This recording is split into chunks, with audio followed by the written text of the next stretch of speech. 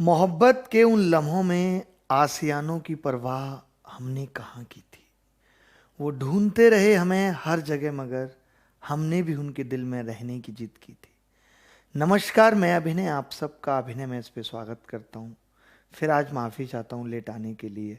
वजह वही, कंटेंट बनाना, पीडीएफ बनाना, शेयर करना, ये नोट्स वो नोट्स, ये सब कुछ करना खुद से वक्त लग ही जाता है।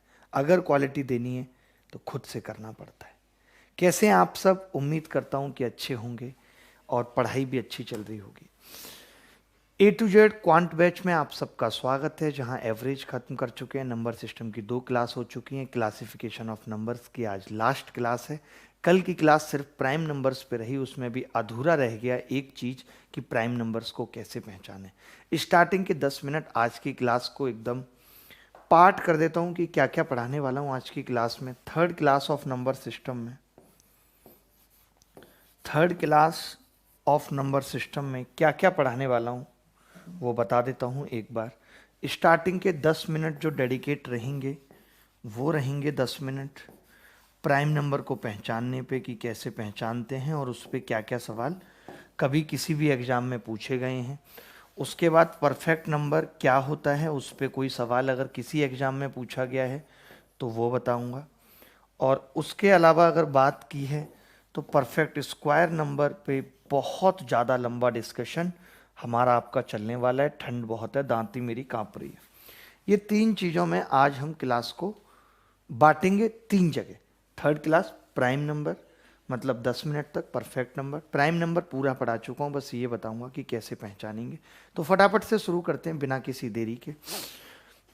2 चैप्टर पैरेलली पढ़ा रहा हूँ। एक चैप्टर पढ़ा रहा हूँ ज्योमेट्री, जिसकी रोज शाम को 5 बजे क्लास होती है। आज भी शाम को 5 बजे क्लास है और उस 5 बजे की क्लास में आज ट्राइंगल का एरिया और साइन रूल पे क्लास होगी। आना मत भूलिएगा, जी जान लगा के पढ़ लो, फिर ऐसी ट्रिग्नोमेट्री पढ़ने का मौका दोबारा नहीं मिलेगा। एक बार पढ़ लोगे तो समझ लो 20-25 नंबर सिक्योर हो गए। इधर नंबर सिस्टम चल रहा है, 2 क्लासेस हो चुकी हैं, आज तीसरी है। प्राइम नंबर को कैसे पहचाने, ये वाली बात हम सब टीचरों ने आजकल बताना छोड़ दी है कि प्राइम नंबर को कैसे पहचाने, जबकि सीडीएस में इस पे सवाल आते हैं। हम भी नहीं बताते, बट हमें बताना चाहिए। हम सबको आपने बचपन में तो पढ़ा ही होगा कि प्राइम नंबर कैसे पहचानते हैं। प्राइम नंबर पहले एग्जाम्पल लूंगा, उसके बाद प्राइम नंबर यानी अभाज्य संख्या कैसे पहचानते हैं।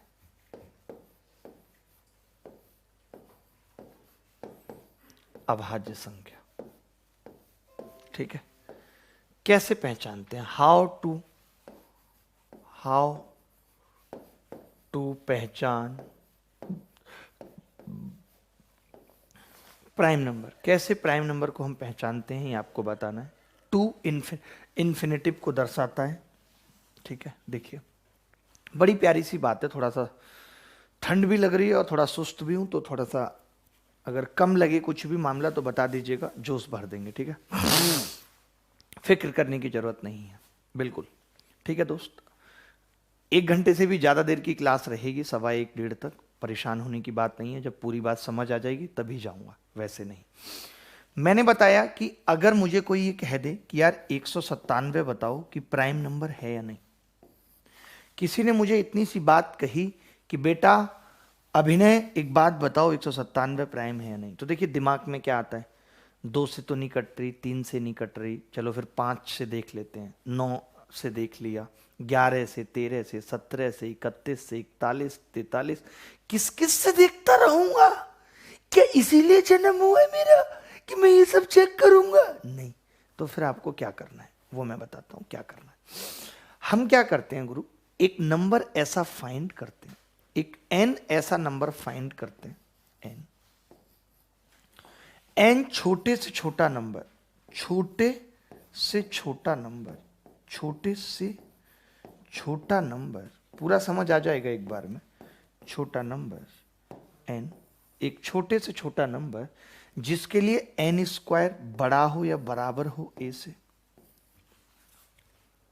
जिसके लिए एन स्क्वायर बड़ा हो या बराबर हो ए से। आप कहेंगे जी बता देते हैं ऐसा कौन सा नंबर होगा, तो मैंने कहा ये ए तो 197 है इस केस में, तो एन क्या होगा। तो मैंने किसी बच्चे से कहा, बच्चा कहता कि छोटे से छोटा निकालूंगा, 14 रख दूं। तो मैंने कहा बेटा नहीं, क्योंकि 14 का स्क्वायर 196 होगा, वो बड़ा नहीं हो पाएगा 197 से। तो बच्चा बोला फिर 15 के अलावा कोई ऑप्शन नहीं है, n को 15 रखना पड़ेगा। यानी हम ये कह सकते हैं मोटी मोटी भाषा में कि इससे बड़ा जस्ट परफेक्ट स्क्वायर नंबर, इससे बड़ा जस्ट परफेक्ट स्क्वायर नंबर जैसे 225 है, उसका अंडर रूट ले लो तो वही n जो है 15 है। ये आ गया, मैंने n निकाल दिया। तो n स्क्वायर बड़ा होना चाहिए, प्राइम नंबर पता करने का तरीका है। तो आपने n 15 निकाल दिया। अब देखिए, अब हमारे पास पता है क्या आ गया, हमारे पास ये आ गया कि 15 से छोटे जितने भी प्राइम नंबर हैं, 2, 3, 5, 7, 11, 13, ठीक है। हमने कहा 2, 3, 5, 7 इतने प्राइम नंबर हैं। तो जो अभी मेरे दिमाग में डाउट आ रहा था कि मैं 31 से करके देख लूं, 43 से, वो डाउट अब नहीं आएगा। अब मुझे सिर्फ क्या करना है कि अगर मैं इन्हीं को पता कर लेता हूं, इन्हीं से भाग करके देख लेता हूं, अगर इनमें से संख्या किसी से नहीं कटी तो वो 100% प्राइम है, फिर मुझे और किसी पे चेक करने की जरूरत नहीं है। तो मैंने क्या बताया, मैंने कहा कि जब 197 को प्राइम पता करना हो तो हम चेक करते हैं 2 से नहीं कटेगी, 3 से इसका सम ऑफ डिजिट 3 से नहीं कट रहा, नहीं कटेगी, 5 से लास्ट में 5 नहीं है, नहीं कटेगी, 7 से 7 दूनी 14, 7 8 56 नहीं कट रही, 11 एकम 11 87, 11 से भी नहीं कट रही, 13 एकम 13 बचेगा 67, 13 पंजे 65 नहीं कट रही। यानी इनमें से किसी से भी नहीं कटी, इसका मतलब ये प्राइम नंबर है। लेकिन जब ये रूल मुझे नहीं पता था तब मेरे दिमाग में क्या आ रहा था, तब मेरे दिमाग में आ रहा था क्या पता 17 से कट जाए, क्या पता 31 से कट जाए, क्या पता 43 से कट जाए। बट जैसे ये बात क्लियर होगी तो मैं समझ जाऊंगा कि ये संख्या अब किसी से भी नहीं कटेगी। इस संख्या की अब हिम्मत नहीं है कि ये किसी से भी कटे। बोलो ये बात क्लियर हुई या नहीं हुई। अब बहुत से लोगों के दिमाग में आ रहा होगा कि क्या प्राइम नंबर जब बड़ा बड़ा आ जाएगा, जैसे 1001 आ गया, 1027 आ गया, उसको कैसे पता करेंगे? तो जब मैं कॉमन फैक्टर पढ़ाऊंगा, अभी आगे की क्लास में जब कॉमन फैक्टर पढ़ाऊंगा तो वहां पर भी बताऊंगा कि प्राइम नंबर कैसे पहचानते हैं। अभी सिर्फ छोटे छोटे प्राइम नंबर की बात हो रही है, उन्हें पहचानने की बात हो रही है। तो आपने क्या समझा कि कोई भी प्राइम नंबर, जैसे इसको प्राइम नंबर चेक करना है तो हम क्या करेंगे कि इसके नजदीक इससे बड़ा जो भी परफेक्ट स्क्वायर नंबर है वो किसका परफेक्ट स्क्वायर है, जैसे 15 का, तो 15 से छोटे जितने भी प्राइम नंबर है उन सब से चेक कर लेंगे। उन सब से इक्वल लगाया हुआ है मैंने, अगर 15 भी प्राइम नंबर होता तो 15 से भी चेक करते। ये बात सबको समझ आई या नहीं आई? आप सोच रहे हो कि यार इस पे भी सवाल आता है, यार ये कैसी बात कर रहे हो, इस पे तो नहीं आया होगा सवाल। मैं आपको दिखाता हूं, CDS के पेपर में इस पे भी सवाल आया। क्या सवाल आया आप देखोगे तो मजा ही आ जाएगा आपको। ये देखो जरा, ये सवाल देखो, CDS के पेपर में कितना लंबा चौड़ा सवाल है, पढ़ लो एक बार। ये कह रहा है to obtain prime numbers less than 121 we are to reject the multiples of 2, 3, 5 and 7. Every composite number less than 121 is divisible by prime number less than 11. इनमें से कौन सा स्टेटमेंट सत्य है? देखो एक बात बताओ, आप बड़े प्यार से समझना दोस्तों, ऐसे मजा नहीं आता, पता है, मजा तो प्यार से ही आता है जी। Very good very good. देखिए ये क्या कह रहा है, टू ऑब्टेन प्राइम नंबर्स, अगर मुझे ये पता करना हो कि कोई भी प्राइम नंबर्स जो 121 से छोटा है, या मैं ये कह सकता हूं कि 121 बड़ा है प्राइम नंबर से, ये वाली बात, ये क्या हो गया, 11 का स्क्वायर बड़ा है a से। अब मुझे पता करना है a प्राइम नंबर है या नहीं, तो 11 से छोटे जितने भी प्राइम हैं 2, 3, 5, 7, मैं उनसे चेक कर लूंगा या नहीं? तो इसमें यही लिखा हुआ है कि जो प्राइम नंबर 121 से छोटे हैं, अगर हम ये रिजेक्ट कर दें कि 2, 3, 5, 7 से नहीं कट रहे, यानी मैंने 2, 3, 5, 7 से कटने वाली संख्या निकाल दी, तो वो सारे के सारे प्राइम आ जाएंगे या नहीं? मल्टीपल रिजेक्ट करने का मतलब क्या है कि मैंने वो संख्याएं निकाल दी जो 2, 3, 5, 7 से कटती थी। तो यही तरीका होगा प्राइम नंबर चेक करने का। इसका मतलब पहला स्टेटमेंट करेक्ट। यही तो हमसे पूछा था भाई। अगर मुझे कोई पूछे यार 101 बताओ, तो मैं देखूंगा 101 यार से बड़ा कौन सा है, तो आप कहोगे 11 का स्क्वायर। तो 11 से छोटे जितने भी प्राइम नंबर हैं 2, 3, 5, 7, वो हम चेक कर लेंगे। अब सेकंड की बात आती है। Every composite less than is divisible by prime number less than 11। ये बात सही है कि जितने भी नंबर जो प्राइम नहीं है यानी कंपोजिट है, उन सबको 11 से डिविजिबल होना पड़ेगा। 11 से छोटे जितने भी प्राइम नंबर हैं उनसे डिविजिबल होना पड़ेगा। बोलो भाई बात क्लियर है या नहीं? ये बात सत्य है या नहीं? Every composite number less than 121 is divisible by prime number less than 11। एक की बात मत करना, क्योंकि एक तो ना प्राइम में आ रहा है ना कंपोजिट में आ रहा है, तो एक की बात हम नहीं करेंगे। यानी जो भी नंबर 121 से छोटे बच के जो प्राइम नहीं है, वो गारंटी है कि वो 2, 3, 7, 5 से कट रहे होंगे, हर हाल में कट रहे होंगे। यानी स्टेटमेंट बोथ करेक्ट। बोलो भाई बात आ रही है नहीं आ रही समझ? बोल दो ना जरा, बोलो भाई क्लियर है सबको? होना ही चाहिए क्लियर, होना ही चाहिए। इससे ज्यादा और कुछ नहीं हो सकता। यह सवाल मतलब आया मैं देख के हैरान था। इसका मतलब कि कल को एसएससी भी ऐसे सवाल पूछ लेगी जहां पे ये रूल लग रहा है। अब आप क्या समझ पाए? अब मैं और इसको अगर कंक्लूड करूं तो कैसे कर सकता हूं कि भाई एन स्क्वायर बड़ा होना चाहिए या बराबर ए से, और ए प्राइम तभी होगा, ए प्राइम होगा अगर अगर अगर वह n से छोटे प्राइम नंबर से नहीं कट रहा। सीधी सीधी बात है, नहीं कट रहा। कोई भी नंबर पूछ रहा होगा, हम उससे बड़ा जस्ट परफेक्ट स्क्वायर नंबर ले लेंगे। तो प्राइम नंबर पे ये बात बतानी जरूरी थी। मैंने कहा भी था कि मैं इसको स्टार्टिंग के 10 मिनट में बता दूंगा, तो मैंने बता दी। एक छोटी सी बात प्राइम नंबर में और जाननी जरूरी है, वो बता देता हूं भाई।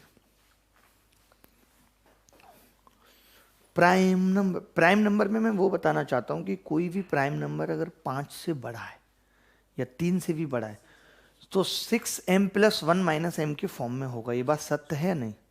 ये सत्य है। ये मैं एक और स्टेटमेंट लिखाना चाहता हूं, बहुत बड़ा स्टेटमेंट। हाँ क्वेश्चन सब सेट करके लाया हूं, मेहनत लगती है इसमें ही। हाँ हाँ बहुत सेट किए थे आपने क्वेश्चन। अगली स्टेटमेंट बहुत जरूरी स्टेटमेंट।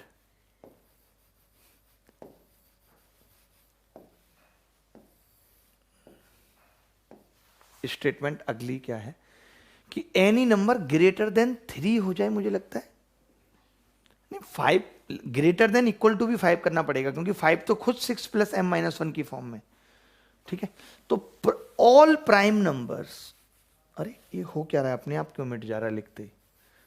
कई बार ऐसा होता है कि आप किसी के दिल पे कितना भी नाम लिखते रहो, वो मिटता रहता है, मिटता रहता है। लगातार प्रयास चल रहा है, लिख देंगे तेरे दिल पे अपना नाम। जब मैं बहुत छोटा था तब मैंने एक गाना सुना था कि दिल चीर के देख तेरा ही नाम होगा। तो मैं इसका मतलब पता है क्या निकालता था कि अगर तूने मेरा दिल चीर दिया तो तेरे खिलाफ रिपोर्ट करूंगा, मतलब तेरा नाम होगा।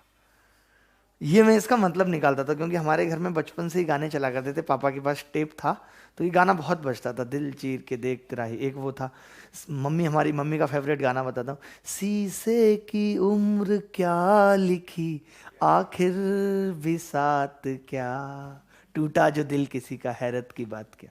बहुत बचपन में सुना है हमने ये गाना। तो स्टेटमेंट क्या था कि all prime numbers greater than equals to 5 must be in the form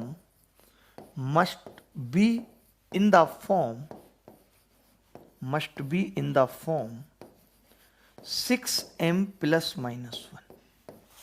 ठीक है, must be 6m ± 1।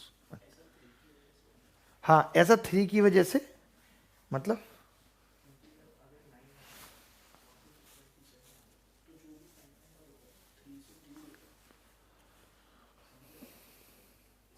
ठीक है, आप देख भी सकते हैं, मतलब चेक भी कर सकते हैं। जैसे 5 खुद ही किसका फॉर्म है, 5 की अगर मैं बात करूं तो 6 - 1 की फॉर्म है। अगर मैं इसके बाद 7 की बात करूं तो 6 + 1 की फॉर्म है। अगर मैं 11 की बात करूं तो 6 × 2 - 1 की फॉर्म है। अगर 13 की बात करूं तो 6 × 2 + 1 की फॉर्म है। ऐसे आप किसी भी प्राइम नंबर को देखोगे, कितना भी बड़ा प्राइम नंबर है तो वो इस तरीके से होगा। अब उसकी जो वजह आई निकल के वो ये आई कि भाई मतलब हर 3 संख्याओं में एक संख्या 3 से कट जाती है और ऑड होगी। ठीक है, तो हमने क्या किया कि उन 6 संख्याओं में हर 6 संख्याओं पे के आसपास एक नंबर प्राइम रहेगा ही रहेगा। ठीक है, अब मैं क्या कह रहा था कि ऐसा सवाल कभी आपसे पूछा जा सकता है कि किसी भी प्राइम नंबर को, मैं एक सवाल आपसे लिख के पूछता हूं, ये फॉर्म आपने लिख ली होगी, इस पे एक सवाल पूछता हूं, ये कह दे आपको कि कोई भी प्राइम नंबर जो 3 से बड़ा है को अगर 6 से भाग दिया जाए तो रिमाइंडर क्या बच सकता है। कोई आपसे ऐसा सवाल पूछ सकता है। मैं एक सवाल आपसे पूछ के दिखा रहा हूं, या आप नोट कर लीजिए या इसका स्क्रीनशॉट ले लीजिए दोस्त। ये देखिए स्क्रीनशॉट ले लीजिए। अब मैं एक सवाल पूछ के दिखा रहा हूं कि any prime number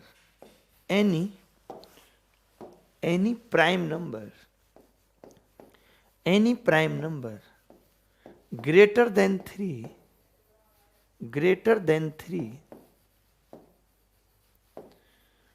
is divided by 6, then कौन बताएगा इसका उत्तर, मैं ऑप्शन लिख के पूछूंगा। देन रिमाइंडर विल बी, तो पहला ऑप्शन है 1, दूसरा -1, तीसरा 1 5, चौथा 1 - 1। बताएं क्या उत्तर होगा, क्या उत्तर होगा।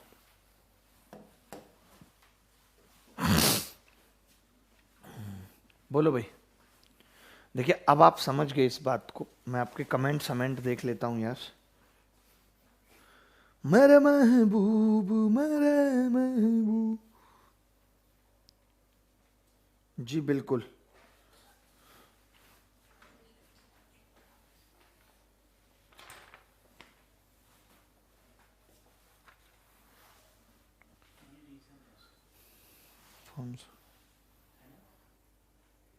सपा वाले मैथ पढ़ने लगे। जी बिल्कुल सही उत्तर बता रहे हैं बच्चे।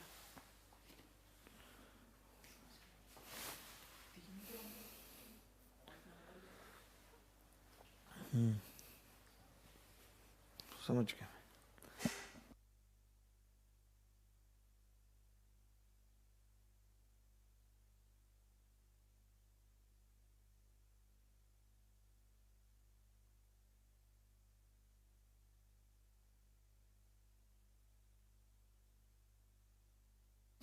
देखें बहुत ध्यान से एक बात देखेंगे यहाँ पे कि अगर मैं 3 से डिवाइड कर रहा हूं, पहले इस सवाल पे हम बाद में आके पहले इस चीज को ही अगर हम और इलेबोरेट करके समझें इसी चीज को, तब फिर वो रिमाइंडर वाला भी इनके लिए बहुत आसान हो जाएगी बात। जैसे कि मैंने ये कहा कि मैंने एक नंबर कोई भी लिया जो 2 से कटता है और 3 से कटता है। मैंने कोई भी नंबर लिया जो 2 और 3 से कटता है, तो उसकी फॉर्म आ गई कि जी वो 6 और m, यानी ये नंबर सबसे कट जाएगा जो 2 और 3 से कट रहा है। तो m अगर मैं कुछ भी यहां रखूंगा तो वो किसी से भी कटता रहेगा, 5 6 7 से। अब मैंने कहा कि अगर मैं इसमें 1 जोड़ दूं तो अब ये किसी से नहीं कटेगा, किसी से अभी नहीं कटेगा। अब हमने कहा कि कल भी हमने बात की थी कि जो हमारे प्राइम नंबर होते हैं वो 3 5 7, हमने कहा कि 2 2 के गैप पे एक ये केवल 3 होते हैं। तो मैंने 3 लगातार संख्याएं ली मैंने कि 6m + 1 और 6m + 3 और 6m + 5। अब देखिए होगा क्या कि ये वाली संख्या 3 से कट जाएगी, ये वाली संख्या 3 से कट जाएगी, तो इसको कंसीडर हम नहीं करेंगे। यानी कि अगर प्राइम नंबर बनने की पॉसिबिलिटी, जरूरी नहीं है कि हो ही हो, ये जरूरी नहीं है, बट अगर बनने की पॉसिबिलिटी है तो या तो ये संख्या बनेगी या फिर ये संख्या बनेगी। अब इसी संख्या को हम क्या लिख लेते हैं, 6m + 6 - 1 लिख लिया, तो ये फिर पूरा 6 का मल्टीपल हो गया, फिर मैंने इसको 6m - 1 लिख दिया। तो इसीलिए हम ये कहते हैं कि जो भी प्राइम नंबर होगा ये पॉसिबल हो नहीं सकता क्योंकि 3 से कट गया, वो या तो 6m+1 की फॉर्म होगी या -1 की फॉर्म होगी। अब आप जो मैंने आपसे सवाल पूछा है तो मैंने कहा कि अगर मैं 6 से भाग करूं तो या तो 1 रिमाइंडर बचेगा या 5 बचेगा। यही सवाल का उत्तर था, 1 या 5। अब जैसे जो इस बात को नहीं समझ रहे थे तो उनको पता था कि यार 6m + -1 है, यानी एक 6m+1 है, एक -1 है। तो इसको भाग करूंगा 6 से, 1 रिमाइंडर आ जाएगा। इसको करूंगा -1 आएगा, बट माइनस में रिमाइंडर का कोई अस्तित्व नहीं होता। जब माइनस आ जाए तो जिससे भाग कर रहे हैं उसे जोड़ देते हैं, 5 आ जाएगा। बट आपको मैंने दोनों तरीके से समझा दी कि वो प्राइम नंबर हुए कैसे 6m + -1 की फॉर्म में, वो आए कैसे 6m + -1 की फॉर्म में, वो वजह थी, वो समझा दी। क्लियर है? ऐसा सवाल देख लीजिए। एक सवाल और है हमारे पास साइड से ऐसा। हाँ जी, बिल्कुल समझ आ रही है बात। Very good, very good. आगे बढ़ते हैं, आगे बढ़ते हैं।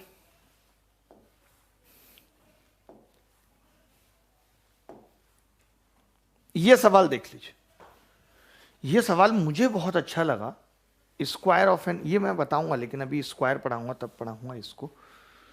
ये भी इंटीजर पे पढ़ाता हूं सवाल, ये मैंने दिए भी हैं कल आपको करने को। एक ये सवाल देख लीजिए, ये सवाल देखिए भाई, ये बहुत जरूरी है आपके लिए जानना। जो पढ़ा रहे हैं उस कंसेप्ट पे इस सवाल को जानना बहुत जरूरी है।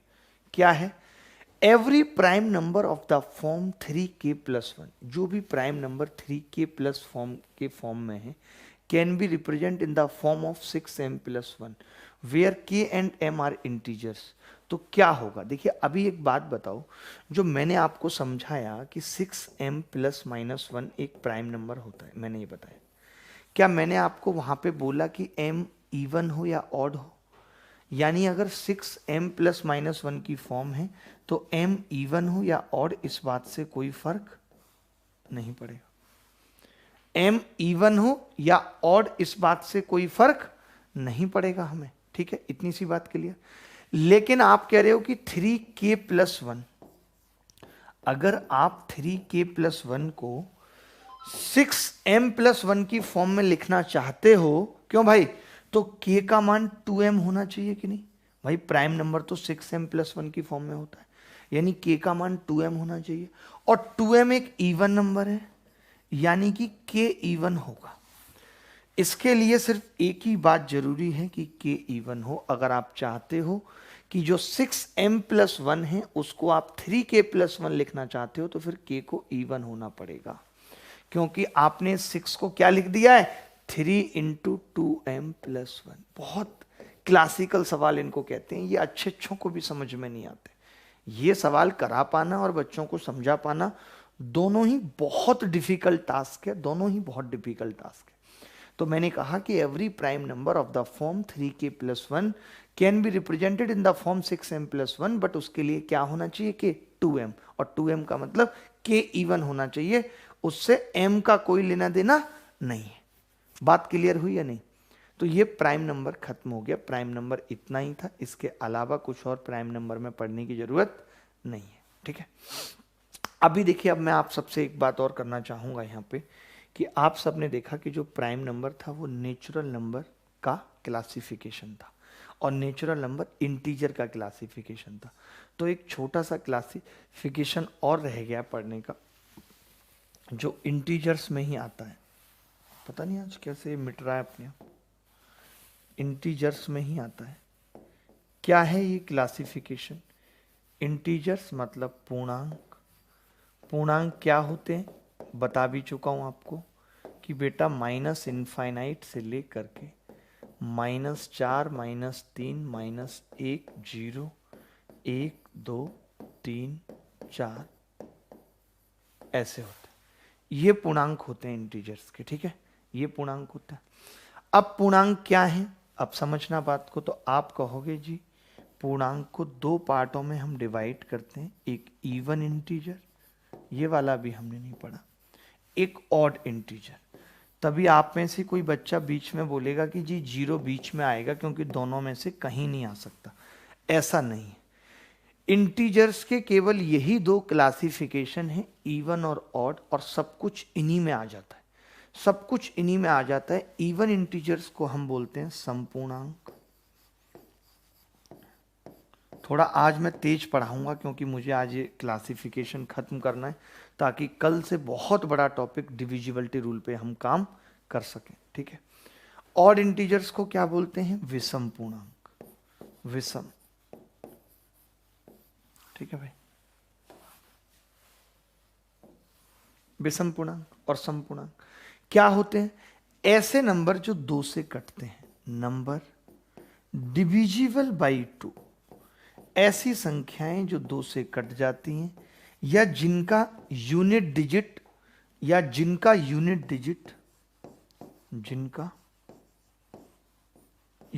डिजिट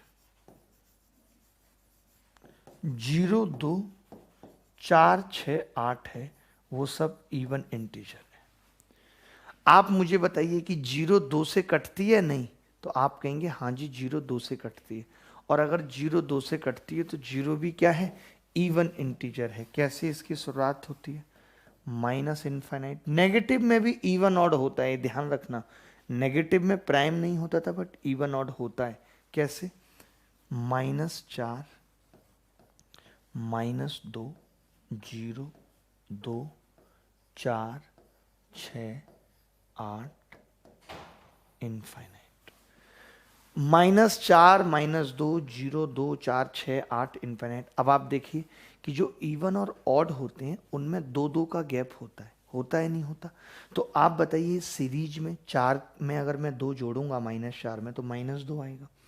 -2 में मैं 2 जोड़ूंगा 0 आएगा। 0 में मैं 2 जोड़ूंगा 2 आएगा। 2 में 2, यानी कि -2 के बाद सीधे 2 नहीं आ सकता, 0 आएगा। तो इस हिसाब से भी 0 को इवन में आना पड़ता है, और 2 से कटता है इसीलिए इवन में आना पड़ता है। अब कई बच्चे यहाँ पे कहेंगे कि 0 तो 3 से भी कटता है। तो ये कोई डेफिनेशन नहीं है कि 3 से कटने वाली संख्या इवन नहीं होगी।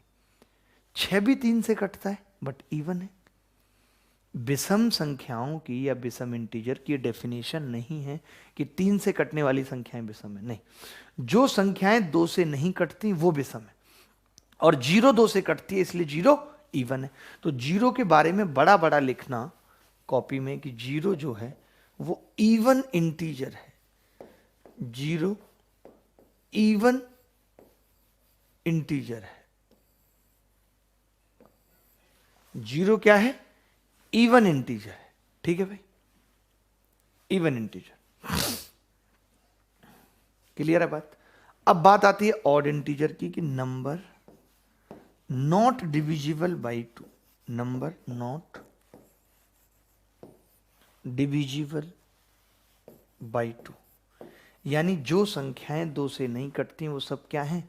ऑड हैं। कैसे? देखिए कैसे लिख लीजिएगा। माइनस इनफाइनाइट से -3, -3 में 2 जोड़ूंगा -1, -1 में 2 जोड़ूंगा 1, 3, 5। ये भी 2-2 के गैप पे होती हैं, तो आपने खुद नोट किया कि कहीं भी 0 आने का स्कोप नहीं था। मैं इस बात को एक तरीके से और प्रूफ करूंगा। पहले आप इसका स्क्रीनशॉट ले लीजिए, फटाफट से इवन ऑड की प्रॉपर्टीज लिख के आगे बढ़ेंगे। बहुत जरूरी है, प्रॉपर्टीज बहुत जरूरी है। जितना मन लगा के पढ़ेंगे, जितना अपने आप को पढ़ाई में रोक पाएंगे, उतनी ही बड़ी सफलता आपकी होगी। भागते रहेंगे, समझ में नहीं आ रहा, कोशिश नहीं करेंगे, पेशेंस नहीं रखेंगे, तो फिर 5 साल क्या 15 साल भी सिलेक्शन नहीं होगा, बस दौड़ते रहेंगे, ठीक है। अब आपके हाथ में है कि आपको क्या करना है। अब मैं इवन ऑड की कुछ प्रॉपर्टीज लिख रहा हूं जो जरूरी है। इवन ऑड की प्रॉपर्टीज, इवन ऑड की प्रॉपर्टीज क्या होती हैं कि अगर 2 इवन संख्याओं को जोड़ा जाए, इवन संख्याओं को जोड़ा जाए तो हमें इवन मिलना चाहिए, मिलता है। 2 ऑड संख्याओं को जोड़ा जाए तो भी हमें इवन मिलना चाहिए। अगर एक इवन और एक ऑड संख्या को जोड़ा जाए तो हमें ऑड मिलना चाहिए। ये इसकी प्रॉपर्टी, ठीक है जी।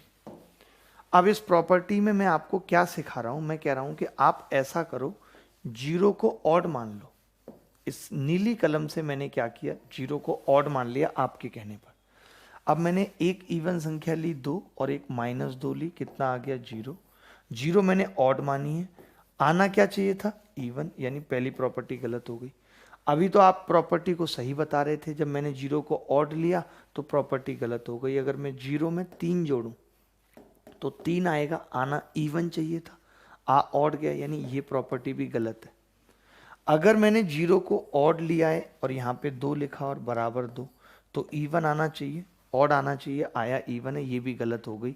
यानी जब हम जीरो को ऑड लेते हैं तो ये तीनों प्रॉपर्टी गलत।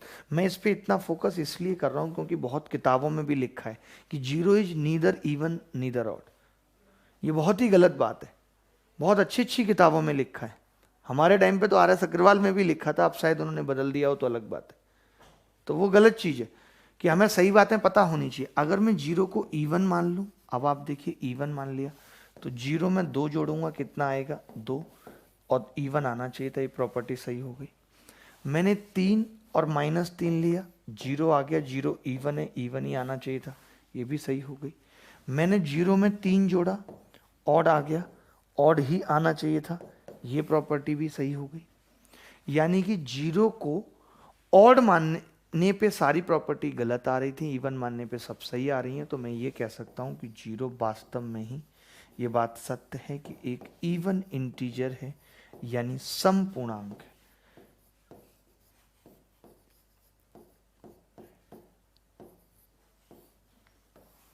सम पूर्णांक है, जीरो क्या है, एक इवन इंटीजर है, एक सम पूर्णांक है। ठीक है, अगर आप ये भी छोटी मोटी प्रॉपर्टी लिख लीजिए लाल कलम से कि अगर आप एक इवन संख्या को इवन से गुणा करेंगे तो भी इवन मिलेगा, इवन को ऑड से करेंगे तो भी इवन मिलेगा, और ऑड को ऑड से करेंगे तो ऑड मिलेगा। मल्टीप्लाई वाली प्रॉपर्टी भी याद रख सकते हैं।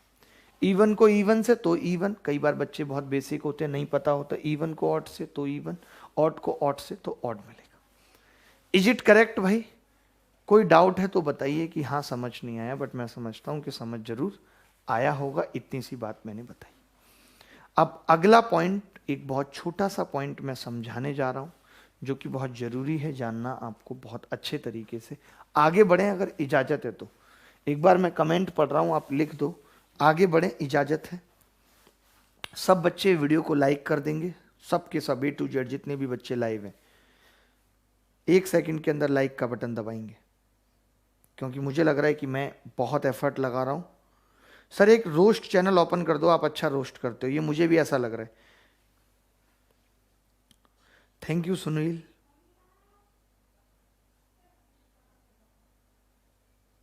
आगे बढ़ेंगे, आगे बढ़ें।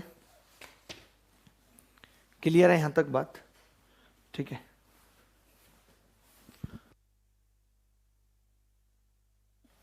देखें आगे बढ़ते हैं। आगे मैंने क्या कहा कि अब बात करेंगे परफेक्ट स्क्वायर नंबर की, परफेक्ट नंबर की, कि परफेक्ट नंबर क्या है।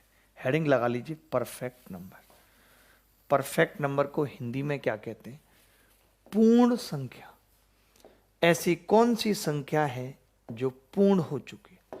होल नंबर को भी पूर्ण कहते हैं, इसको भी पूर्ण कहते हैं, बात अलग अलग है, दोनों के मायने अलग है। ठीक है, पूर्ण क्या है? देखिए मैंने लिखा हुआ है कि if the sum of factor including number is twice of the number then number is called perfect number. ठीक है, पहली डेफिनेशन है इंग्लिश में। दूसरी डेफिनेशन मैंने बनाई कि if sum of factor excluding number is equal to the number then it is called perfect number. Hindi में देख लीजिए, यदि गुणनखंडों का योग, कारकों की जगह लिख लीजिएगा गुणनखंडों, यदि गुणनखंडों का योग संख्या को शामिल करके संख्या से दुगना है तो वह संख्या पूर्ण संख्या कहलाएगी। दूसरा, यदि गुणनखंडों का योग संख्या को छोड़कर संख्या के बराबर है तो संख्या को हम परफेक्ट नंबर कहेंगे। इसका बस स्क्रीनशॉट लो, इसको अपनी भाषा में लिखना। मैं एग्जाम्पल से बेस्ट तरीके से समझाता हूं, बिना एग्जाम्पल के समझ पाना मुश्किल होगा। मैं क्या बोल रहा हूं कि एक संख्या है, मान लेते हैं 8। मुझे चेक करना है कि ये परफेक्ट नंबर है या नहीं।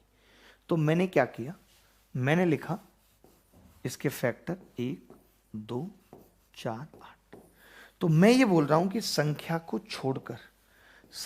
छोड़कर अगर इसके फैक्टर का सम कितना होगा, इनका सम 4 और 2 6 और 1 7, इसके बराबर है तो संख्या परफेक्ट है, नहीं तो नहीं।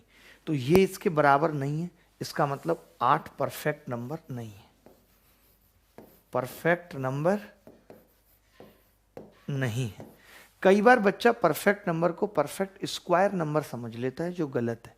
ठीक है, जैसे अब मैं एक और एग्जांपल ले रहा हूं यहां पे कि फिर परफेक्ट नंबर होते कौन से। जैसे मैंने एक संख्या ली 6, 6 के फैक्टर की 1 2 3 6, 6 को हटा दिया संख्या को छोड़कर। तो मैंने कहा इसका सम कितना होगा, 1 + 2 + 3, आपने कहा 6। 6 इसके बराबर है या नहीं, तो आपने कहा यस। इसका मतलब है कि 6 एक परफेक्ट नंबर है। मैं फिर से समझा रहा हूं, अगर संख्या के गुणनखंड संख्या को छोड़कर संख्या के गुणनखंडों का योग संख्या के बराबर है तो वो परफेक्ट नंबर होगी, वरना नहीं होगी। इतनी सी बात आपको समझनी है। एक सवाल ऐसा डीएमआरसी के एग्जाम में आया, मैं लिख रहा हूं यहां पे, ठीक है, उस सवाल का उत्तर आपको बताना है। इतना आप समझ गए कि यदि संख्या के वो फैक्टर जो संख्या को छोड़कर उनका जोड़ संख्या के बराबर है तो हम ये कहेंगे कि वो संख्या परफेक्ट नंबर है, नहीं तो नहीं। ठीक है भाई, इतनी सी बात क्लियर हो गई। मैं एक सवाल लिख रहा हूं एग्जाम में आया हुआ कि which one of the number is perfect number. निम्नलिखित में से ऐसा कौन सी संख्या है जो परफेक्ट नंबर है। Option A 9, option 2 15, option 3 20, option 4 28।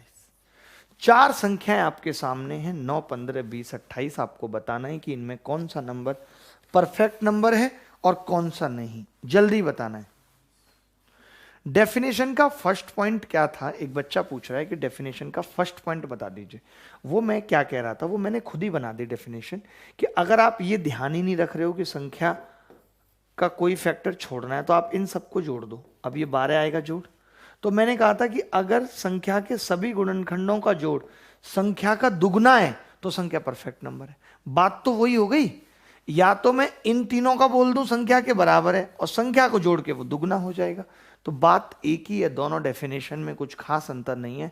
संख्या को छोड़कर सम संख्या के बराबर, संख्या को मिला दोगे तो वो दुगना हो जाएगा। बात इतनी सी है और कुछ नहीं। अभी तो काफी देर क्लास चलेगी भैया, बैठे रहो शांति से और पढ़ाई करते रहो, कुछ नहीं है जीवन में।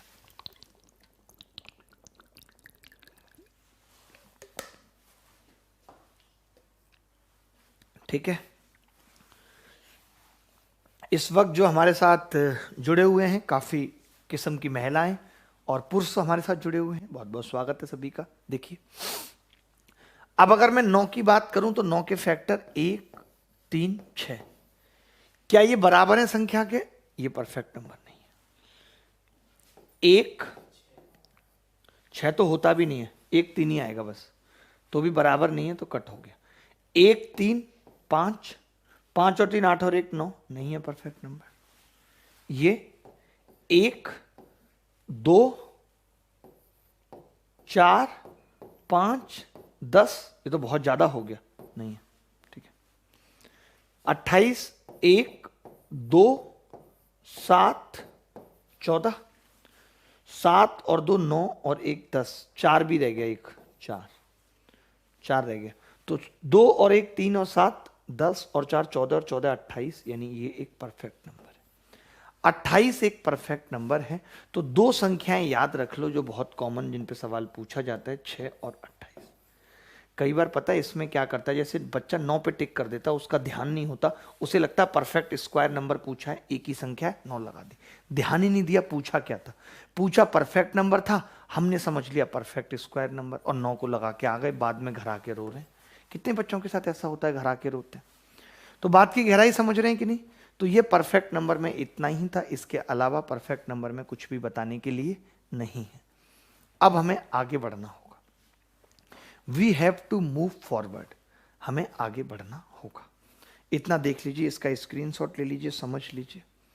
बहुत इंटेलिजेंट बच्चे हमारे साथ जुड़े हुए हैं जो आंसर भी करते हैं सवालों का, हम देखते भी रहते हैं आपके कमेंटों को। बट एक दूसरे में आपस में झगड़िए मत, बिना मतलब बिना वजह महिलाओं से बात मत कीजिए, क्योंकि ये आपकी तपस्या में बाधक हैं ये बातें। तो इस चीज का ख्याल रखिए, ध्यान रखिए, ठीक है। चलिए अब बात आती है जी परफेक्ट स्क्वायर नंबर, आज की क्लास का सबसे बड़ा टॉपिक परफेक्ट स्क्वायर नंबर। बहुत ध्यान से समझना है, शायद ही कोई एग्जाम होता है जिसमें इससे सवाल नहीं आता या नहीं पूछा जाता। मन लगाओगे तो ही से आज पढ़ाएंगे, नहीं तो कल के लिए टाल देंगे। आप अगर इसमें पूरी शिद्दत लगाओगे तभी ये समझ में आएगा, नहीं तो नहीं आएगा।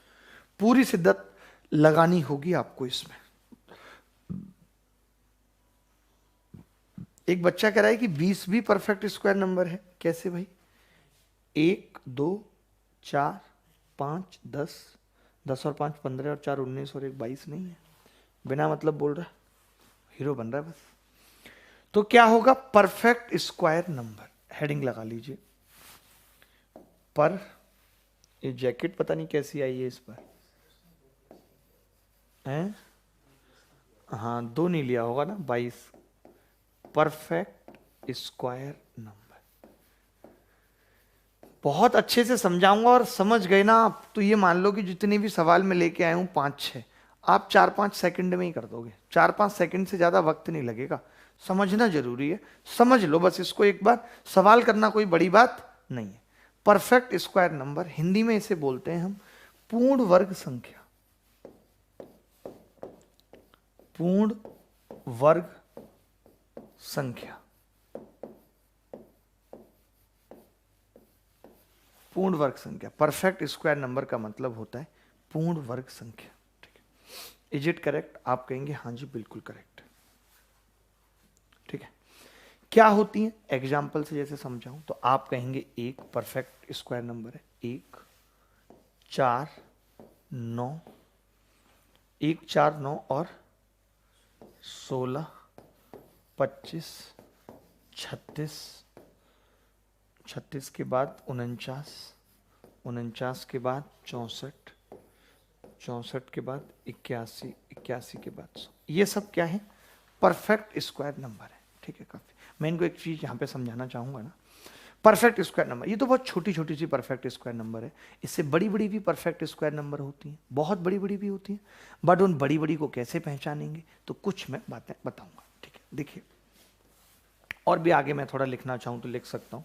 100 के बाद 121, 121 के बाद 144, 144 के बाद 169, 169 के बाद 196, 196 के बाद 225, 225 256, उसके बाद 289, 324, 361, 400, 441, 484, 529, 576, 24 तक के बाद 25 के बाद 625, 676, 729, 729 के बाद दोस्त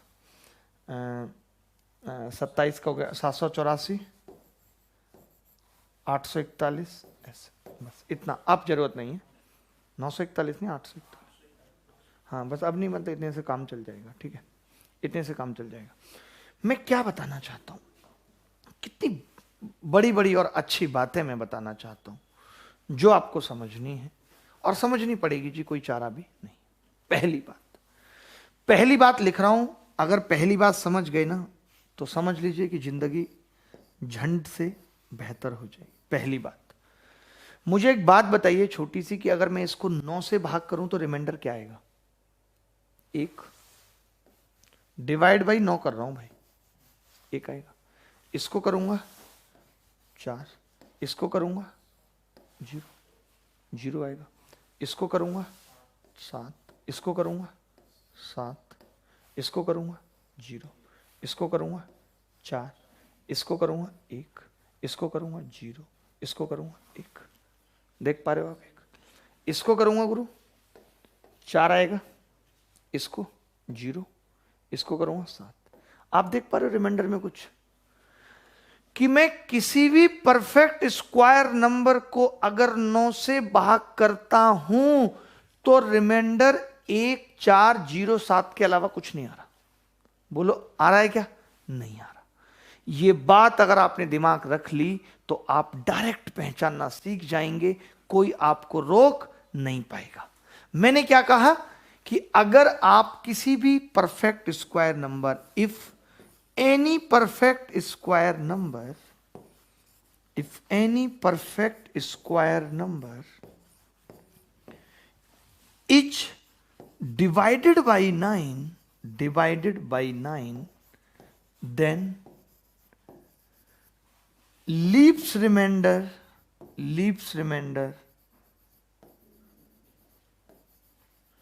0 1 4 7 एवर, हमेशा। इसके अलावा कोई रिमाइंडर बचेगा ही नहीं। यानी हमें एक बात ये पता लग गई कि अगर मुझे कोई ये कह दे निम्नलिखित में से, ऐसे बोल दे निम्नलिखित में से वो संख्या बताओ जो परफेक्ट स्क्वायर नंबर है, तो मैं अगर नहीं पता कर पा रहा हूँ तो मेरे पास एक चारा होगा कि 9 से भाग करने पे रिमाइंडर देख लूँ। और 9 से भाग करने पे रिमाइंडर में कुछ होता तो है नहीं, सम ऑफ डिजिट को चेक कर लेते हैं। कल पढ़ाऊंगा डिविजिबिलिटी रूल, तब बताऊंगा। यानी 1 0 1 4 7। पहली बात हमने परफेक्ट स्क्वायर नंबर की प्रॉपर्टीज में लिखी, ये इनकी P1 प्रॉपर्टी है कि दुनिया का कोई भी परफेक्ट स्क्वायर नंबर है उसको 9 से अगर आप भाग करेंगे तो रिमाइंडर 0 1 4 7 बचता है। इसको अपनी कॉपी में गोल्डन शब्दों से लिख दीजिए। बहुत काम की बात है, सवाल दिखाऊंगा कैसे कैसे आते हैं पेपर में, फिर आपको पता चलेगा कि कहानी क्या है। ठीक है, क्लियर है बात? इतनी सी बात समझ के दूसरी बात, अच्छा आप इनके अंतिम अंक देखिए। 1 आ रहा है 4 9 6 5 6 9 4 1 0 1 4 9 6 5 6 9 4। आपने देखा कि कहीं 8 आ रहा है? नहीं, आ ही नहीं सकता। किसी का भी स्क्वायर करने पे 8 नहीं आ सकता लास्ट में। 7 आ रहा है? 7 भी नहीं आ रहा है, आ ही नहीं सकता। आपने देखा 2 आ रहा है? 2 भी नहीं आ सकता। 3 आ रहा है? 3 भी नहीं आ सकता। तो दूसरी प्रॉपर्टी क्या है, मैं अगले पेज पे जाऊंगा, इसका स्क्रीनशॉट ले लीजिए, इसका स्क्रीनशॉट ले लीजिए।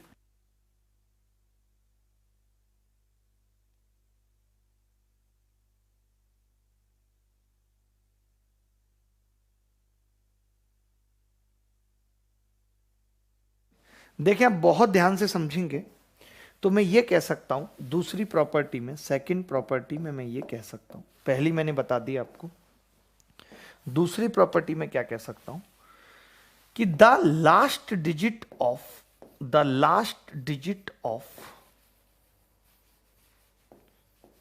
Any perfect square number, the last digit of any perfect square number can never be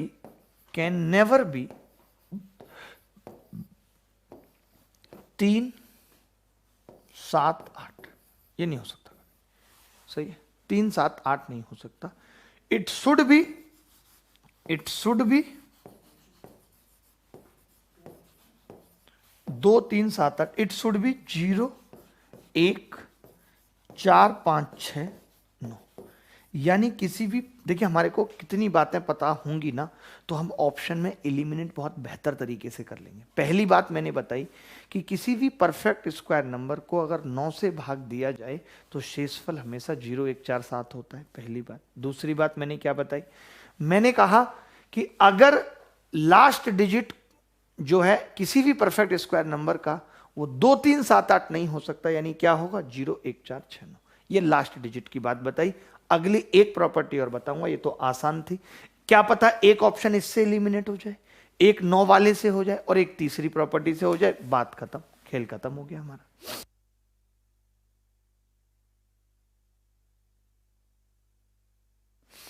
energy डालनी पड़ती, एफर्ट का खेल है सब कुछ, एफर्ट का। देखिए दोस्त, अब मैं एक और चीज आपको यहां से दिखाना चाह रहा हूं, एक और चीज यहां से दिखाना चाह रहा हूं कि मैंने यहां 24 के बाद डंडा खींचा था। आपको पता है इसका क्या मतलब था? मैं इसके बाद ये बताना चाहता था कि जैसे इसके लास्ट 2 डिजिट क्या है, 25, तो आप कहेंगे 25 तो यहां पे भी था या नहीं? इसका लास्ट 2 डिजिट क्या है, 76, यहां पे भी था या नहीं? मैंने कहा 29, तो आपने कहा जी 29 ये रहा, यहां पे था, ये बात थी। मैंने कहा जी 84, तो आप कहेंगे जी 84 ये रहा, यहां पे था। फिर मैंने कहा जी 41, तो आपने कहा जी ये भी था। यानी मैं ये देख रहा हूं कि 24 के बाद जितने भी परफेक्ट स्क्वायर नंबर आ रहे हैं, 24 के बाद जितने भी परफेक्ट स्क्वायर नंबर आ रहे हैं, चाहे तो और लिख लो, 31 का 961 तो आ चुका है, ये रहा 61, उनका लास्ट 2 डिजिट वही है जो 1 से लेकर के 24 तक था। ये बहुत कमाल की प्रॉपर्टी है जो आपकी जिंदगी को जन्नत बना देगी। It will make the life your जहन्नुम, का अपोजिट होता है जन्नत। समझ रहे बात को? समझनी पड़ेगी बात। मैं क्या कहना चाहता हूं, अगली क्या प्रॉपर्टी पे मैं प्रकाश डालना चाहता हूं, प्रॉपर्टी नंबर 3 P3 क्या होती है कि last 2 digit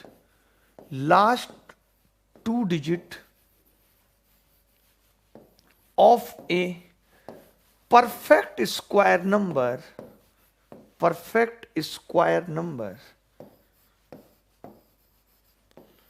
must be same as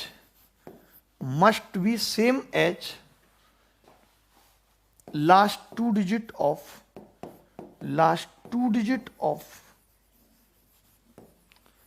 square of number 1 to 24। यानी किसी भी संख्या के अंतिम 2 अंक जो परफेक्ट स्क्वायर है, हिंदी में बोल रहा हूं, किसी भी संख्या के अंतिम 2 अंक जो परफेक्ट स्क्वायर है वही होंगे जो 1 से लेकर के 24 तक की संख्या के होते हैं। जो 1 से लेकर के 24 तक की संख्या के होते हैं वही अंतिम अंक होंगे। इतनी सी बात आपको समझनी पड़ेगी।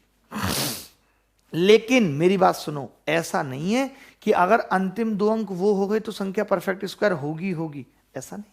उल्टा करेक्ट नहीं है, वाइस वर्सा ट्रू नहीं है।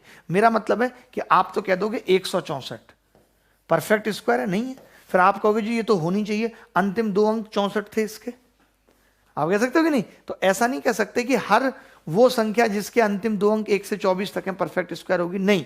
बट हां ये कह सकते हो कि कोई भी संख्या वो परफेक्ट स्क्वायर नहीं हो सकती जिसके अंतिम 2 अंक 1 से 24 तक के नहीं है। मतलब हर एक संख्या जो परफेक्ट स्क्वायर है उसके अंकों को 1 से लेकर 24 तक के अंकों के अंतिम अंक के बराबर होना पड़ेगा, अंतिम 2 अंकों के। मेरा मतलब यह है कि अगर आप ये कहो कि 254 और आगे भी लिखा हुआ है 3, 4, इसको आप गारंटी से कह सकते हो कि परफेक्ट स्क्वायर नहीं है। क्यों? क्योंकि 54 जो है वो 1 से लेकर के 24 तक के बीच में नहीं आता। इसको गारंटी से कह सकते हैं कि परफेक्ट स्क्वायर नहीं है क्योंकि 54 1 से लेकर के 24 तक के बीच में नहीं आता।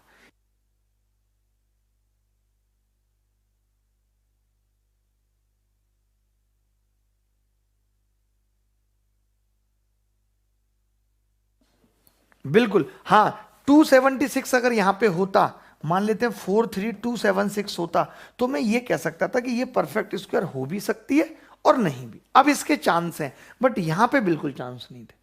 अब हो भी सकती है और नहीं भी। मैंने कहा कि गारंटी नहीं है कि 1 से 24 तक के हो गए तो परफेक्ट स्क्वायर होगी, बट हाँ इस बात की गारंटी है कि अगर 1 से लेकर 24 तक नहीं है तो वो गारंटी के साथ परफेक्ट स्क्वायर नंबर नहीं होगी।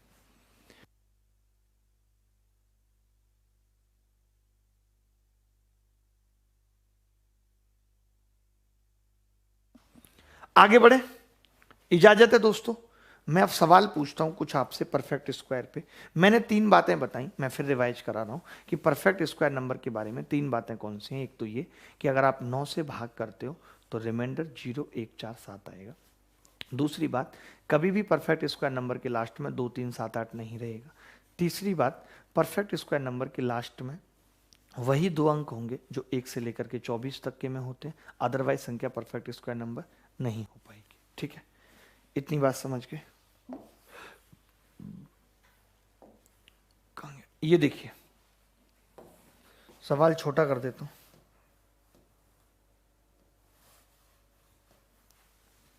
ये देखिए, ये सवाल आपको बताना है, कौन बच्चा जवाब देगा सबसे पहले। सवाल पढ़ देता हूं मैं। सवाल क्या है कि n is a 3 digit number, n square बराबर 94। How many value of n are possible. n एक 3 अंकों की संख्या है, n स्क्वायर बराबर 94 है, तो n के कितने मान संभव है। देखता हूं।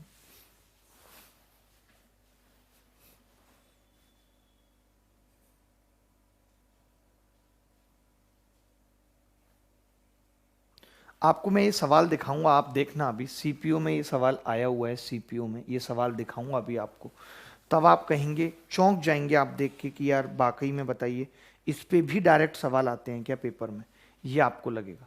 तो देखिए दोस्त, मैंने कहा कि लास्ट में 94 आ रहा है और 1 से लेकर के 24 तक की किसी भी संख्या में भाई 94 आता है, नहीं आता। 1 से लेकर के 24 तक के स्क्वायर में 94 आता है। इसका मतलब n ऐसी कोई संख्या संभव नहीं है जिसका स्क्वायर करो और लास्ट में 94 आ जाए। n ऐसी कोई संख्या संभव नहीं है जिसका स्क्वायर करो और लास्ट में 94 आ जाए, क्योंकि 94 1 से लेकर के 24 तक के किसी के भी स्क्वायर में नहीं आता। 94 1 से लेकर के 24 तक के किसी के भी स्क्वायर में नहीं आता। बात खत्म। अगला पॉइंट, यह सवाल बहुत महत्वपूर्ण है बेटा। जो इसका उत्तर बताएगा वो ही तर जाएगा। देखिए, मैं कई बार बातें हंसी मजाक नहीं कर पाता, उसकी वजह है कि जितना सोच के आते हैं फिर वो खत्म नहीं हो पाता। आज कम से कम खुशी है कि जितना सोच के आए थे उतना कर पा रहे। सवाल यह है, the 10th place digit of a perfect square number is 7। यानी कि एक परफेक्ट स्क्वायर नंबर है और उसकी 10th प्लेस डिजिट 7 दे रखी है और इसके बारे में पूछ रहा है क्या होगी। तो इसने कहा है कि यूनिट डिजिट पे क्या क्या आ सकता है, ये पूछ रहा है। देखिए, पहली बात तो ये है कि यूनिट डिजिट पे 2 3 7 8 तो आता नहीं है। ऑप्शन क्या है, 0 1 4 5 6 9, यही है। तो मैंने कहा 70 आता है क्या किसी के स्क्वायर में, 0 के चांस है नहीं। इन्होंने 10th प्लेस पे 7 दे दिया, यूनिट प्लेस पे पूछ रहे हैं। 71 आता है किसी के स्क्वायर में, नहीं आता। 74 आता है, नहीं आता। 75 आता है, नहीं आता। 76 आता है, आप कहेंगे जी आता है, 24 के में ही आता है 76, तो 6 हो सकता है। 79 आता है, नहीं आता। यानी अगर यहां 7 है तो यूनिट प्लेस पे केवल और केवल एक वैल्यू आ सकती है और वो है 6। इन्होंने यही पूछा था कितने वैल्यू इकाई के अंक के संभव हैं, तो एक वैल्यू संभव है और वो क्या है, 6। ठीक है भाई, किसी को कोई डाउट है तो मुझे बता दो कि हाँ जी मुझे ये डाउट है इसमें। मुझे नहीं लगता डाउट रहेगा किसी को। आगे बढ़ जाएं जी, अब आगे बढ़ जाएं। ये लो, ये सवाल देख लीजिए।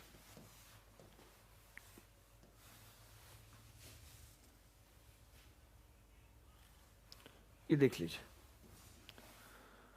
सवाल ये है कि AB5n is a perfect square number, how many values of n is possible. Same सवाल है, n के कितने मान संभव है। 5 दे रखा है। मैंने कहा भाई अगर 5 है यहां तो 50 नहीं हो सकता, 0 आएगा नहीं, 51 आएगा नहीं, 54 आएगा नहीं, 55 आएगा नहीं, 56 आएगा, आ सकता है 16 का स्क्वायर होता है 256, और इसके अलावा 9 59 नहीं आएगा। यानी यहां पर भी n का एक मान संभव है, वो क्या है, 6। किसी को डाउट है तो बता दो जी, किसी बच्चे को डाउट है तो बता दो। जैसे अगर यहां पे 2 दे देता, a b और 2 दे देता है, यहां 2, तब कई सारी वैल्यू पॉसिबल हो जाती। 1 भी आ जाता फिर तो 121 होता है, 1 भी आ जाता। उसके अलावा 24 4 भी आ जाता, आता नहीं आता। 5 भी आ जाता, 25, 9 29 भी आ जाता, 26 नहीं आता। तो फिर 4 वैल्यू पॉसिबल हो जाती। अगर a b 2 n दे देता तो n के 4 मान संभव हो जाते 1 4 5 9। मैं इसलिए बता रहा हूं कि बच्चे को लग रहा हो यहां पे तो हमेशा एक ही वैल्यू आएगी, ऐसा नहीं, कितनी भी आ सकती हैं, कोई बड़ी बात नहीं है उसमें, कितनी भी आ सकती हैं, कोई बड़ी बात नहीं है। बोलो बात आ रही है नहीं आ रही समझ? Anybody else? एनीबॉडी, कोई भी बॉडी बताए उसको डाउट है तो भैया बोलो। हाँ कई सारे आ सकते हैं। आगे बढ़े, आगे बढ़ते हैं। मैं एक सवाल लैपटॉप में देख के पढ़ रहा हूं, यह सवाल आया है आपके पेपर में कि the square root of which of the following in a rational number.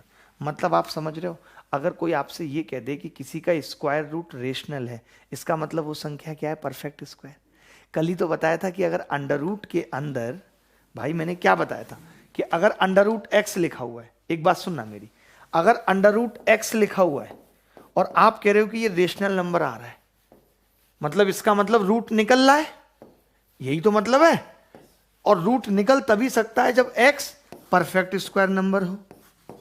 तो भैया सवाल की भाषा कई बार अलग तरीके से आ जाती है, जो चेक करती है कि आपका ज्ञान क्या है। क्योंकि बच्चे सोचते होंगे यार रेशनल नंबर क्यों पढ़ाया, तो अब मैं सवाल जो लिख रहा हूं वो ऐसे ही आया है, सवाल इसी भाषा में आया है, ये नहीं कहा परफेक्ट स्क्वायर है, बट इनडायरेक्टली कह रहा है। तो देख लो इसको, सवाल क्या है? The square root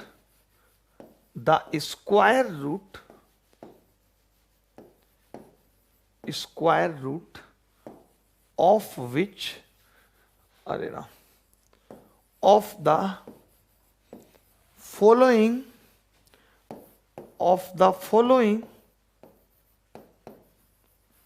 in a rational number, ठीक है। वही मतलब है कि आपसे परफेक्ट स्क्वायर नंबर पूछ रहा है। ऑप्शन देता हूं, पहला ऑप्शन है 6250.49, दूसरा है 1250.49, तीसरा ऑप्शन है 1354.24, चौथा ऑप्शन है 5768.28। सीपीयू में ये सवाल आया, सीपीयू में ये सवाल आया भाई, हमने नहीं बनाया। ये सवाल क्या कह रहा है कि द स्क्वायर रूट ऑफ ए, इसका मतलब ये पूछना चाह रहा है कि निम्नलिखित में से कौन सी संख्या परफेक्ट स्क्वायर है, क्योंकि परफेक्ट स्क्वायर नंबर का ही रेशनल नंबर आ सकता है। आपने कहा कि सबसे पहले अंतिम 2 अंक देखूंगा, 49 आता है, आता है, 49 आता है, आता है, 24 आता है, 324 आता है, यानी लास्ट 2 डिजिट के हिसाब से तीनों हो रहे हैं, चौथा नहीं होगा, क्योंकि 28 किसी के भी स्क्वायर करने पे नहीं आता लास्ट में, और 8 वैसे भी नहीं आता। अब मैंने कहा यार ये तो तीनों ऑप्शन है, फंसा दिया इसने मुझे। तो आपने कहा जी 9 से भाग करके देख लो। मैंने 9 से भाग करा, पहले में कितना आएगा, तो आपको पता है 9 से भाग करने पे सम ऑफ डिजिट देखते हैं, 6 और 2 8 और 5 13, और 9 तो कट ही जाएगा, 13 और 4 17, 17 को 9 से भाग करूंगा 8, और मैंने कहा परफेक्ट स्क्वायर नंबर में सिर्फ 0 1 4 7 बचना चाहिए, यानी पहला नहीं है क्योंकि 8 बच गया। मैंने कहा इसको गुणा भाग करता हूं, तो आपने कहा 5 और 2 7 और 1 8 और 4 12, 3 बच गया, क्या ये होगा? 3 तो बचता ही नहीं है 9 से भाग करने पे। ये कितना, अब तो मुझे चेक करने की जरूरत नहीं है, सीधे लगा दूंगा। अब 5 और 4 9 कट गया, 3 और 1 4 और 2 6 और 4 10, 1 बच रहा है, यही उत्तर है। तो सोचो, यही बात मैंने बताई कि भैया परफेक्ट स्क्वायर नंबर चेक करना है तो अब लास्ट 2 डिजिट से काम नहीं चलेगा। क्यों? क्योंकि एसएससी होशियार हो गई है। पहले तो हम 1 से 24 तक वाली बात बता देते थे, अब यह भी याद रखना पड़ेगा कि किसी भी परफेक्ट स्क्वायर नंबर को अगर 9 से भाग किया जाए तो 0 1 4 7 9 बचता है, 0 1 4 7 9 बचता है। और भी ऐसे कई सवाल पेपर में आए हुए हैं जो हम डालेंगे आज के पेपर में, आज के पीडीएफ में डालेंगे सवाल। आज की पीडीएफ में ये वाला सवाल डाल लेना, ये वाला, ठीक है। किसी बच्चे को अगर यहां तक डाउट है तो वो बताए कि हाँ जी मुझे यहां तक डाउट है। ये भी आज की पीडीएफ में डाल देंगे सवाल, क्योंकि अब खुद कुछ सवाल इन्हें खुद से भी करने चाहिए, ठीक है। तो मुझे लगता है कि आज की क्लास में मैं आपको बहुत अच्छे से ये समझा पाया कि परफेक्ट नंबर क्या है, परफेक्ट स्क्वायर नंबर क्या है, उन पे कितने सवाल बन सकते हैं, क्या क्या सवाल बन सकते हैं, इस पे हमने बात की। ठीक है, कल की क्लास में हम डिविजिबिलिटी रूल पढ़ेंगे, और इस क्लास को अगर मिस कर दिया तो सब कुछ मिस हो गया, क्योंकि पिछले 3 सालों में ऐसा कोई पेपर एसएससी ने प्री का नहीं लिया, चाहे वो सीपीओ का हो, चाहे सीएचएसएल का, चाहे वो मेंस का, चाहे एमटीएस का, जिसमें डिविजिबिलिटी रूल से सवाल लाया हो। ऐसा कोई पेपर नहीं हुआ। दूसरी बात, शाम को 5 बजे डेली ज्योमेट्री की क्लास हो रही है। कल हो सकता है कि 1% मुझे काम है तो मैं क्लास की टाइमिंग सुबह 10 बजे कर दूं। 1% चांस है तो 10 बजे के हिसाब से जग जाना। शाम को 5 बजे ज्योमेट्री की क्लास में जरूर आना है। आज ट्राइंगल ऐसे समझ लो, फिर से नई बात पढ़ेंगे, तो जो क्लास छूट भी गई है अगर उसको कवर नहीं भी कर पाए तो भी आइएगा, क्योंकि ट्राइंगल में आज एरिया से शुरुआत करेंगे, कैसे साइन रूल का उसके साथ कनेक्शन है इस पे बात करेंगे। आज शाम को 5 से 7 geometry special class on Unacademy पे आना ना भूलें।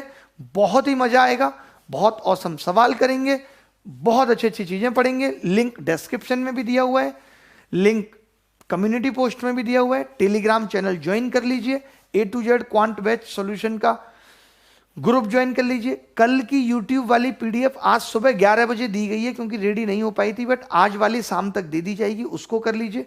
एवरेज की भी फाइल कोशिश की जाएगी कि आज दे दी जाए, हर हाल में रेडी है, उसमें थोड़े बहुत चेंजेस हैं, वो करके आपको दे देंगे कंप्लीट एवरेज, ताकि अब आप रिवाइज कर लो, जो आपको करना है कर लो। ठीक है, तो चलिए दोस्तों, फिर मुलाकात होगी, तब तक विदा लेता हूं। मैं सवाल आपको उतने ही दे रहा हूं जितने जरूरी हैं, ये नहीं कि एक ही सवाल को 36 बार डाल के दे दिया बस बन गई पीडीएफ, क्योंकि आप पे, आपके दिमाग पे ज्यादा बोझ ना हो, आपको ज्यादा टेंशन ना हो, इस बात का ध्यान हम रख रहे हैं बहुत ज्यादा, कि लिमिट में सवाल दें ताकि आप कर भी पाएं। ये नहीं कि बस सवाल भर के दे दिया अब बच्चा अपने आप देखेगा, इतनी गठरी बन गई उसके पास पीडीएफ की, वो मैं बिल्कुल भी नहीं कर रहा हूं। ठीक है, लिमिट में सवाल दे रहा हूं, जितना दे रहा हूं पर्याप्त है, मोर देन सफिशिएंट है, उससे ज्यादा कुछ जरूरत नहीं है। वीडियो को जिस तरीके से प्यार दे रहे हैं देते रहिए, लोगों तक भी पहुंचाते रहिए, और अनअकैडमी स्पेशल क्लास वाले लिंक्स को भी लोगों तक शेयर करते रहिए, ताकि ज्योमेट्री उनकी भी हो जाए। सोचो, मैं अपनी जिंदगी के 40 घंटे दे रहा हूं ज्योमेट्री में, और उसका मैक्सिमम लोगों तक फायदा पहुंचेगा तो मुझे भी अच्छा लगेगा। ठीक है, थैंक यू वेरी